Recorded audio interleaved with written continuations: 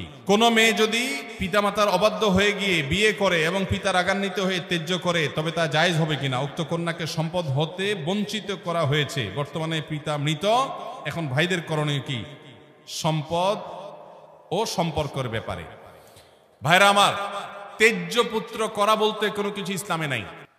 ইসলামে রক্ত সম্পর্কেও কাউকে কখনো ত্যাগ করা যায় না। আত্মীয়তার সম্পর্ক রক্ষা করা কি সুন্নত না ফরজ? কোন যুক্তিতে নিজের সন্তান হোক ভাই বোন হোক চিরকালের জন্য ত্যাগ করলাম এটা করা জায়েজ নাই। অভিমান করতে পারেন, অভিমানের মেয়াদ সর্বোচ্চ 3 দিন। সর্বোচ্চ কয় দিন? লা ইয়াহিল্লু লিমুসলিমিন আন ইয়াহজুরা আখাহু ফাওকা সালাসি লায়াল। 3 দিনের বেশি কোনো মুসলমানের সাথে আপনি সম্পর্ক ছিন্ন করে থাকা জায়েজ নয়। অতএব 3 দিন রাগ করে থাকতে পারেন। এরপর আস্তে আস্তে আপনি কথা বেশি না আবার একটু একটু বলেন, একটু অভিমান করে থাকেন শাসনের নিয়তে, তাকে কথা না বলে থাকলেন, সেটা করতে পারেন।